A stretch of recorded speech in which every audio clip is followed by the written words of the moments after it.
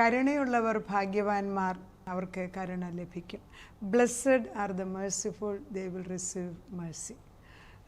ഈ ഗിരിപ്രഭാഷണത്തെക്കുറിച്ച് പറയുമ്പോൾ കർത്താവിൻ്റെ സ്വർഗരാജ്യം പണിയാൻ യേശുക്രിസ്തു വന്ന് നിൽക്കുമ്പം യേശുക്രിസ്തു സമരിയക്കാരി സ്ത്രീ അടുക്ക വന്നേച്ച് പറയുന്നു, നിങ്ങൾ ആ മലയിൽ ഈ മലയിലും ഒന്നും നോക്കണ്ട, ദൈവരാജ്യം ഇവിടെ തന്നെ വന്നിരിക്കുകയാണ്. സ്വർഗരാജ്യം ഇവിടെ സത്യത്തിലും ദൈവത്തെ അറിയാൻ ആഗ്രഹിക്കുന്നവർ അവനെ സത്യത്തിലും ആത്മാവിലും ആരാധിക്കും. നമ്മൾ എവിടെ പോകുന്നു, അല്ലെങ്കിൽ ഏത് സഭ, ഏത് ഡിനോമിനേഷൻ, ഇതൊന്നും അല്ല പ്രാധാന്യം. അത് മനുഷ്യൻ ഓരോ അഡ്മിനിസ്ട്രേറ്റീവ് ആവശ്യത്തിന് വേണ്ടി വെച്ചിരിക്കുന്നു. അവിടെ ആയിരിക്കുന്നിടത്തോളം കാലം അതനുസരിക്കണം. അതല്ല പോയിൻ്റ്. കർത്താവ് പറയുന്നത് ദൈവത്തിൻ്റെ പരിശുദ്ധാത്മാവ് നിന്നിൽ വരുന്നത് നീ ആഗ്രഹിക്കുമ്പോഴാണ്. അത് വചനം നിൻ്റെ കയ്യിലുണ്ടല്ലോ, എടുത്ത് വായിക്കരുതോ. ദിവസവും പണ്ട് കാലത്ത് ആരുടെയും വീട്ടിലില്ലായിരുന്നു. മാർട്ടിൻ ലൂതറൊക്കെ വായിക്കുമ്പോൾ പിന്നെ സെമിനാരിയിൽ പൂട്ടി വെച്ചിരുന്ന ലൈബ്രറിക്കകത്ത് ഒളിച്ചു പോയിരുന്ന് വായിച്ചിട്ടാണ് തർജ്ജമ ചെയ്തതെന്ന് പറയുന്നു. അങ്ങനെ അന്ന് വേദപുസ്തകം അവൈലബിൾ അല്ലാത്ത ഒരു കാലമല്ല. ഇന്ന് എല്ലാ വീട്ടിലും ഇഷ്ടംപോലെ ബൈബിൾ ഉണ്ടായിട്ട് നമ്മൾ വായിക്കാതിരുന്നു. അന്ത്യകാലത്ത് എൻ്റെ സകല ജഡത്തിൻ്റെ മേലും എൻ്റെ ആത്മാവിനെ പകരുമെന്ന് പറഞ്ഞ ദൈവം നമ്മുടെ കൂടെ വന്ന് നിൽക്കുകയാണ്. അപ്പോൾ കർത്താവ് സമരിയക്കാരി സ്ത്രീയോട് പറയുന്നു, സത്യനമസ്കാരികൾ പിതാവിനെ സത്യത്തിലും ആത്മാവിലും നമസ്കരിക്കുന്ന നാഴിക വരുന്നു, ഇപ്പോൾ വന്നുമിരിക്കുന്നു. അതായത് സത്യത്തിലും ആത്മാവിലും. അതാ പറഞ്ഞു, എൻ്റെ വാക്ക് നീ വിശ്വസിക്കുക. അപ്പോൾ ആ മലയിൽ ഈ മലയിലും പോകേണ്ട ആവശ്യമില്ല. ഞാൻ എൻ്റെ ആത്മാവിനെ നിൻ്റെ ഹൃദയത്തിനകത്ത് ഡിപ്പോസിറ്റ് ചെയ്യുമ്പോൾ അവിടെ ദൈവരാജ്യം വന്നു. ക്രിസ്തു ദൈവം തമ്പുരാൻ തന്നെയാണ്. Second portion, second personality of Godhead. പുത്രത്വത്തിൽ രണ്ടാമനായിട്ട് നിൽക്കുന്ന പുത്രൻ തമ്പുരാൻ നമ്മുടെ മുമ്പിൽ വന്ന് നിന്നേച്ചു പറയുന്നു, ആ മലയിൽ ഈ മലയിൽ നീ പോകണ്ട, ഞാൻ എന്നെ നീ സത്യത്തിലും ആത്മാവിലും ആരാധിക്കുമ്പം നിൻ്റെ ഹൃദയത്തിൻ്റെ ഉള്ളിൽ ഞാൻ വന്ന് വസിക്കും. അപ്പോഴാണ് ഈ ബിയാറ്റിറ്റ്യൂഡ് അല്ലെങ്കിൽ ഈ ദൈവത്തിൻ്റെ ഗിരിപ്രഭാഷണത്തിന് ജീവൻ വെക്കുന്നത്. ദൈവാത്മാവ് ഉള്ളിലില്ലെങ്കിൽ പിന്നെ ഇത് പറഞ്ഞിട്ട് കാര്യമില്ല. കർത്താവിൻ്റെ ആത്മാവ് ജീവൻ വെക്കണേ പോലും പരിശുദ്ധാത്മാവ് ഉള്ളിൽ വന്ന് പ്രവർത്തിക്കണം. പരിശുദ്ധാത്മാവ് ഉണ്ട്. അപ്പം നമ്മൾ കർത്താവിനെ രക്ഷിതാവായിട്ട് സ്വീകരിക്കുന്ന നിമിഷത്തിൽ എൻ്റെ ഉള്ളിൽ ദൈവത്തിൻ്റെ ആത്മാവിനെ ഡിപ്പോസിറ്റ് ചെയ്തു. പക്ഷേ പിന്നെ എൻ്റെ ചുമതലയാണ് ഈ പരിശുദ്ധാത്മാവിന് ഭക്ഷണം കൊടുത്ത് എൻ്റെ ഉള്ളിൽ. അപ്പോൾ ജനിച്ച ഒരു ശിശുവിനെ പോലെ നമ്മൾ കാണണം. പാല് വേണം, പരിചരണം വേണം, ഭക്ഷണം കൊടുക്കണം, എല്ലാം ക്രമേണ കൂട്ടി കട്ടിയുള്ള ഭക്ഷണം ആകുമ്പോഴാണ് മെച്യൂർ ആകുന്നത്. പക്ഷെ ഇതൊരു പ്രോസസ്സാണ്. പക്ഷെ അതിന് തുടക്കത്തിൽ ആദ്യം യേശുവിൻ്റെ ആത്മാ അല്ലെങ്കിൽ പരിശുദ്ധാത്മാവ് നമ്മുടെ ഉള്ളിലുണ്ടെങ്കിൽ മാത്രമേ ദൈവരാജ്യം അല്ലെങ്കിൽ സ്വർഗരാജ്യവും പണിയാനൊക്കത്തുള്ളൂ. കരുണയുള്ളവർ ഭാഗ്യവാന്മാർ, കരുണ അവർക്ക് ലഭിക്കും. കരുണ എന്ന് പറയുമ്പോൾ നമ്മൾ വിചാരിക്കും Mercy and grace. Mercy and grace എന്ന് കരുണ. ഇപ്പം നമ്മൾ മേഴ്സിയാണ് കരുണ. അതായത് എനിക്ക് ശിക്ഷ അർഹിക്കുന്നുണ്ട്, പക്ഷേ ഞാൻ ആ ശിക്ഷ, എൻ്റെ ശിക്ഷ വേറൊരാൾ വഹിച്ചത് മാറ്റി, എനിക്കതുകൊണ്ട് ശിക്ഷ കിട്ടിയില്ല. അതൊരു കരുണയാണ്. എന്നാൽ ഗ്രേസ് എന്ന് പറയുന്നത് അൺമെറിറ്റഡ്, അർഹിക്കാത്ത അനുഗ്രഹങ്ങൾ എനിക്ക് ലഭിക്കുന്നതാണ്. I receive the grace from the Lord. അപ്പം കരുണയെക്കുറിച്ച് പറയുമ്പോൾ റോമർക്കെഴുതിയ ലേഖനം 9:15 എനിക്ക് പറയുന്നു, എനിക്ക് കരുണ തോന്നണം എന്നുള്ളവനോട് കരുണ തോന്നുകയും എനിക്ക് കനിവ് തോന്നണം എന്നുള്ളവനോട് കനിവ് തോന്നുകയും ചെയ്യും എന്ന് അവൻ മോശയോട് അരുളി ചെയ്യുന്നു. അതുകൊണ്ട് ഇച്ഛിക്കുന്നവനാലുമല്ല ഓടുന്നവനുമാനല്ല, കരുണ തോന്നുന്ന ദൈവത്താൽ അത്രേ സകലതും സാധിക്കുന്നത്. നമ്മൾ ദൈവത്തിൻ്റെ കരുണ ലഭിക്കാൻ, അതായത് ദൈവത്തിൽ നിന്ന് കരുണ ലഭിക്കുക എന്ന് പറയുമ്പം ആദ്യത്തെ പോയിന്റ് മറക്കാനൊക്കത്തില്ല. ആത്മാവിൽ ദരിദ്രരായൻ ഭാഗ്യവാൻ സ്വർഗരാജ്യം പണിയാണ്. അപ്പം നമ്മൾ സ്വർഗരാജ്യം പണിയുന്ന ഫൗണ്ടേഷൻ സ്റ്റോൺ ഇട്ടിരിക്കുകയാണ്. അതേന്നാണ് നമ്മൾ ഈ അടുത്ത പോയിന്റ് ദുഃഖിക്കുന്നവർക്ക് ആശ്വാസം ലഭിക്കുന്നത്. ഇന്നിപ്പം പറയുന്നത് കരുണയെക്കുറിച്ചാണ്. അതിൻ്റെ ഇടയ്ക്ക് സൗമ്യതയുള്ളവരെ കുറിച്ചൊക്കെ പറഞ്ഞു. സൗമ്യത അതിലേക്ക് പിന്നെ കടന്നു വരാം. അപ്പം ദൈവത്തിൻ്റെ പരിശുദ്ധാത്മാ കരുണ സ്വർഗത്തിലെ അപ്പച്ചൻ നമുക്ക് ഇട്ടുതരുന്നതാണ്. എനിക്ക് എനിക്ക് എൻ്റെ സ്വഭാവം അനുസരിച്ച് ഞാൻ ആത്മാവിൽ ഉറച്ചു നിൽക്കാത്തിടത്തോളം കാലം എനിക്ക് നരകം തന്നെയാണ് വാസസ്ഥലം. അതുതന്നെയാണ് ലോക ദുരിതമാണ് എൻ്റെ ചുറ്റും ഇരിക്കുന്നത്. ഈ എന്നും പ്രാർത്ഥിക്കാൻ പോകുന്നവർക്കും ദുരിതം നിൽക്കുന്നതിൻ്റെ റീസൺ എന്താണെന്ന് വെച്ചാൽ ഈ കരുണ ലഭിക്കുന്ന ദൈവസന്നിധിയെ നമുക്ക് വാങ്ങിക്കാൻ അറിഞ്ഞുകൂടാ.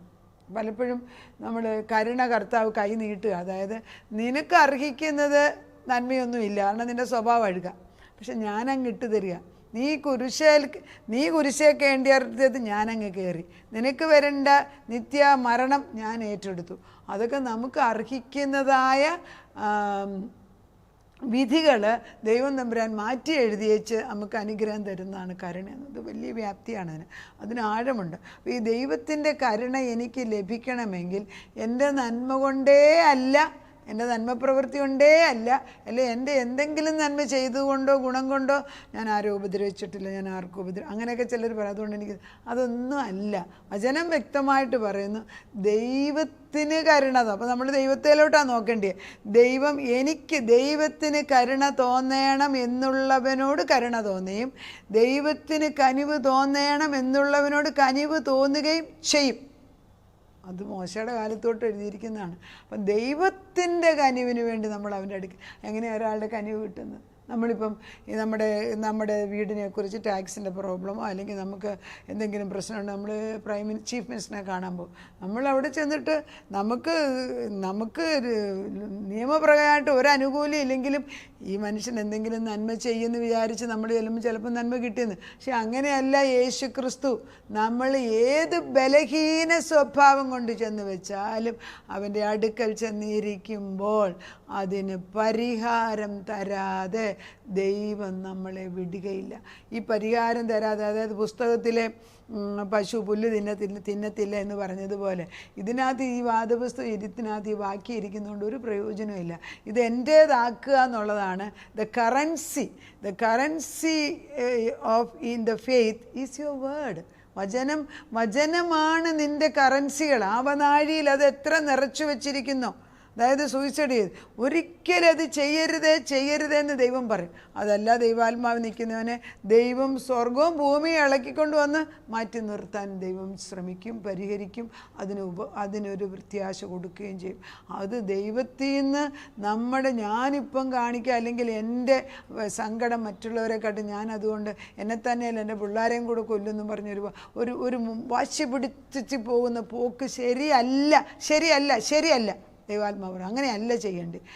ഏത് പ്രശ്നം ആയിക്കോട്ടെ, എന്ത് റെച്ചഡ് പൊസിഷൻ ആയിക്കോട്ടെ, സാരമില്ല, എനിക്ക് ദൈവം കരുണ തരുമെന്നുള്ള ഉറപ്പോടുകൂടി നമ്മൾ ചെന്ന് നിൽക്കണം. ആഗ്രഹിക്കുന്നവനെ തൃപ്തിപ്പെടുത്തുന്ന ദൈവം. നമുക്ക് ആഗ്രഹിക്കണമെങ്കിൽ പോലും വചനം ഒരാൾ പറഞ്ഞു കൊടുക്കണം. അപ്പം വചനം കേൾക്കാഞ്ഞിട്ടൊന്നുമല്ല, വചനത്തിൻ്റെ അടിയിലിരുന്ന് ആ ഒരു ആത്മീക ദാരിദ്ര്യത്തിലേക്ക് വരാത്തത് കൊണ്ട് ബാക്കി മുഴുവനും ഈ കുടം തിരിച്ചു വെച്ചിട്ട് നമ്മൾ വെള്ളം ഒഴിക്കുന്ന പോലെ, കുടം തിരിച്ചു വെച്ചിട്ട് പാലൊഴിച്ചാലും വെള്ളം ഒഴിച്ചാലും തേനൊഴിച്ചാലും അകത്ത് കയറൂല. അങ്ങനെയുള്ള കഠിനഹൃദയം ആകരുത്. വചനങ്ങൾ കിട്ടാഞ്ഞിട്ടാണോ? ഞാൻ പറയുന്ന വചനം തന്നെ എത്രയോ എടുത്തു പോകുന്നു. എന്നെ കൂടാതെ എത്രയോ വലിയ ആളുകൾ വചനങ്ങൾ പറഞ്ഞുകൊണ്ടേയിരിക്കുന്നു. ഏതെങ്കിലും ഒന്ന് കേട്ടിരുന്നെങ്കിൽ നമ്മൾ ആപത്തിൽ ചെന്ന് ചാടുമോ? കുഴിക്കകത്ത് ഞാൻ പലപ്പോഴും കാണുന്ന സത്യങ്ങൾ പ്രാർത്ഥിക്കുമ്പോൾ രഹസ്യങ്ങളായിട്ട് കുഴിക്കകത്ത് കിടക്കുന്ന കുണ്ടും തുട്ടൻ്റെ പ്രവർത്തനവും ദൈവം വന്ന് പുത്രൻ തമ്പുരാൻ വന്ന് കൈകൊണ്ട് എടുത്ത് മാറ്റിയേച്ച് അവിടെ രത്നക്കല്ലുകൾ ഇട്ടിട്ട് അത് മൂടിയേച്ച് അതിൻ്റെ മേളിൽ വീട് പണിത് തരുന്ന ഒരു ദൈവമുണ്ട്. പരീക്ഷിച്ച് നോക്ക്. ഇതാണ് കരുണ എന്ന് പറയുന്നത്. അത് കഴിഞ്ഞതെല്ലാം തുടച്ചു മാറ്റിയെന്നേ. ഞാൻ കരുണയ്ക്ക് വേണ്ടി വരുമ്പോൾ അതാണ് ഈ ഗിരിപ്രഭാഷണം അറിഞ്ഞിരിക്കണം. ക്രിസ്തുവിനെക്കുറിച്ചുള്ള പരിജ്ഞാനത്തിൽ ഞാൻ എല്ലാം ഛേദമെന്ന് എണ്ണുന്നുവെന്ന് ഫിലിപ്പിയർ 3:7-8 പറയുന്നു.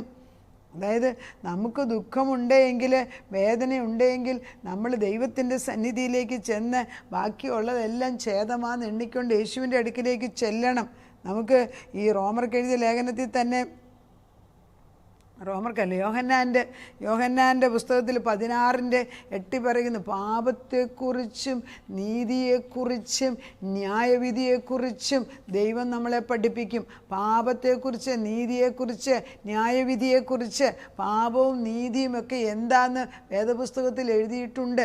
നീതിക്ക് വേണ്ടി ദാഹിക്കുന്നവനെ തൃപ്തിപ്പെടുത്തുമെന്ന് അതിനു മുമ്പിൽ പറയുന്നുണ്ട്.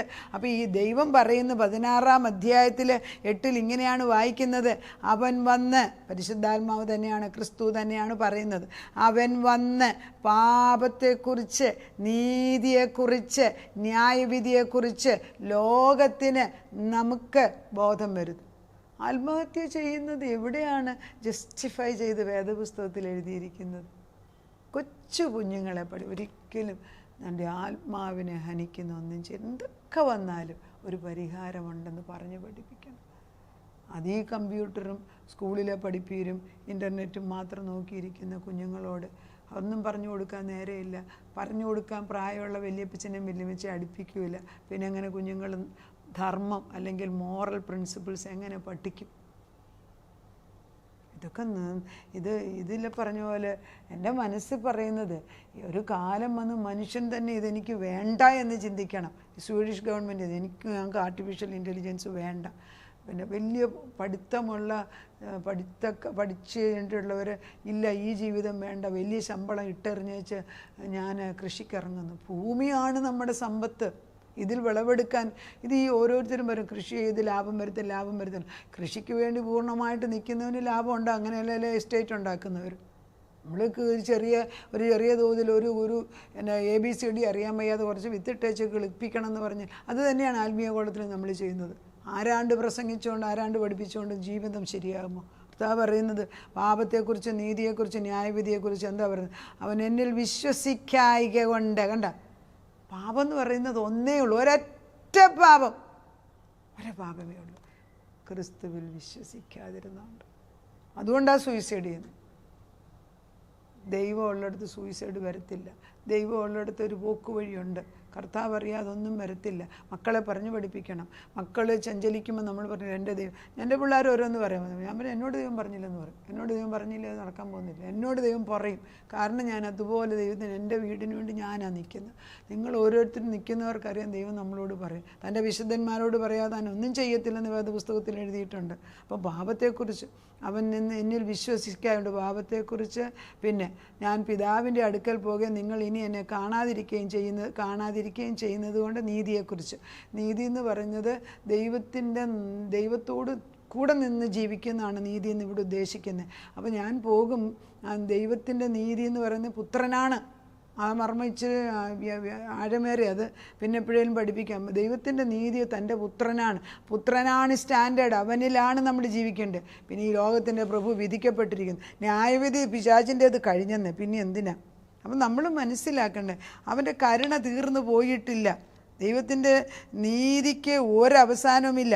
ദൈവം മക്കളെ ശിക്ഷിക്കുന്നെന്ന് എബ്രായ ലേഖനം 12:10-11 പറയുന്നു. തന്നെ സ്നേഹിക്കുന്നവരെ അവൻ ശിക്ഷിക്കും. ഈ കരുണയ്ക്ക് വേണ്ടി ആഗ്രഹിക്കുമ്പോൾ ദൈവം ഒരു ചെറിയ അടിച്ചെന്നും പറഞ്ഞ് ഓടിപ്പോകാതെ അവിടെ നിന്ന് വാങ്ങിച്ചെടുക്കുക. ആദ്യ ദൈവം പലപ്പോഴും ഞാൻ കാണും, ദൈവത്തിൻ്റെ അടുക്കൽ ചെല്ലുമ്പോൾ ആദ്യ ദൈവം അനങ്ങുമില്ല. തീഷ്ണതയുണ്ടോ എന്ന് ശ്രദ്ധിക്കുക, അത് കഴിഞ്ഞിട്ട് ദൈവം തരത്തുള്ളൂ. അല്ലേൽ നമുക്ക് തരുന്ന അനുഗ്രഹം കുരങ്ങൻ്റെ കയ്യിൽ പൂമാല പോലെയാകും. പ്രാർത്ഥിക്കാം. കരുണയ്ക്ക് വേണ്ടി ദാഹിക്കാനുള്ള ഹൃദയട്ടത്. നീ കരുണ പിതാവിൻ്റെയും പുത്രൻ്റെയും പരിശുദ്ധ റൂഹായുടെയും ദാനമാണ്. അത് നമ്മുടെ പ്രവൃത്തിയും കൊണ്ട്, അല്ലെ ഞാൻ കൊണ്ടുകൊണ്ട് കൊടുക്കുന്ന സാധനങ്ങളുടെ, അല്ലെ അതിൻ്റെ വില കൊണ്ടൊന്നും അല്ല, വില പിടിപ്പ് കൊണ്ടല്ല. പിന്നെയോ എനിക്കൊരാളോട് കരുണ തോന്നണമെങ്കിൽ ഞാൻ അവൻ്റെ ഹൃദയത്തെയാണ് കാണുന്നത്. അതുകൊണ്ട് ഹൃദയങ്ങളിലേക്ക് വിശുദ്ധി അയച്ചു തന്നിട്ട് ആത്മഹത്യ, അതുപോലെ മറ്റുള്ളവരെ കൊല ചെയ്യുക, നാവ് കൊണ്ട് മറ്റുള്ളവരെ വിധിക്കുക, ഇതെല്ലാം ഞങ്ങളിൽ നിന്ന് എടുത്തു കളഞ്ഞിട്ട് നിനക്ക് ഞങ്ങളോട് കരുണ തോന്നിയിരിക്കുന്നത് പോലെ, കരുണ ഞങ്ങൾ ജീവിച്ചിരിക്കുന്ന പ്രകൃതത്തിന് ഞങ്ങൾക്ക് കൊലക്കയറ് തന്നെയാണ് ഞങ്ങളുടെ വിധി. ന്യായവിധി വെച്ചാൽ അതേ കിട്ടത്തുള്ളൂ. പക്ഷേ ദൈവത്തിൻ്റെ സ്നേഹം അത്ര അധികമായാൽ, നിൻ്റെ കരുണ അത്രമാത്രം ആധിക്യത്തിൽ പ്രവർത്തിക്കുന്നതിനാൽ ഞങ്ങളുടെ മേലുള്ള ഈ ശിക്ഷയെ മാറ്റി ഞങ്ങളെ സ്വതന്ത്രരാക്കിയ സ്നേഹത്തിന് സ്വതന്ത്രരാക്കുക തന്നെയല്ല, നിത്യജീവനെ കൂടെ തന്നതിന് നന്ദിയോടെ സ്തോത്രം. അതാ നിൻ്റെ മുമ്പിലേക്ക് ഞങ്ങളെ തന്നെ ഏൽപ്പിക്കുകയാണ്. ജീവൻ്റെ ഉറവിടമാകുന്ന ക്രിസ്തുവിനെ കണ്ടുകൊണ്ട് ജീവിപ്പാൻ ഞങ്ങളെയും തലമുറകളെയും അനുവദിച്ചേ പറ്റൂ കർത്താവേ. ഈ ജീവനുള്ള വചനം ഇന്ന് അയക്കുന്നത് ലോകത്തിൻ്റെ നാനാഭാഗത്ത് ചെന്ന് പാപത്തെക്കുറിച്ചും നീതിയെക്കുറിച്ചും ന്യായവിധിയെക്കുറിച്ചുള്ള ശരിയായ ബോധം ഞങ്ങളുടെ ഹൃദയങ്ങളിൽ, കുഞ്ഞുങ്ങളുടെ ഹൃദയങ്ങൾ, വചനം കേൾക്കുന്ന ഓരോരുത്തരുടെ ഹൃദയം ഒരു പരിവർത്തനം, ഒരു മാനസാന്തരം തരണം. എല്ലാം ശരിയായി എന്നും പറഞ്ഞിരിക്കാതെ കർത്താവേ, ഇനിയും നിൻ്റെ മുഖത്തേക്ക് നോക്കി ഇനി എവിടെയാണ് ശുദ്ധീകരിക്കേണ്ടത് ശുദ്ധീകരിച്ച് നിൻ്റെ കരുണയ്ക്കായിട്ട് ഞങ്ങൾ പ്രാർത്ഥിക്കുന്നു. അവിടെ ഞങ്ങളെയും ഞങ്ങളുടെ തലമുറകളെയും കരുണയ്ക്കായിട്ട് വിളിച്ചവരെന്നുള്ള ബോധം ഞങ്ങൾക്ക് തന്നാട്ടെ. പക്ഷേ എൻ്റെ സന്നിധിയിൽ വന്ന് കൈ നീട്ടി നിൽക്കുകയാണ്. പ്രാർത്ഥന കേട്ട് ഞങ്ങൾക്ക് ഉത്തരം തന്നതിന് നന്ദി. യേശു ക്രിസ്തുവിൻ്റെ പൊന്നുനാമത്തിൽ തന്നെ ആമേൻ.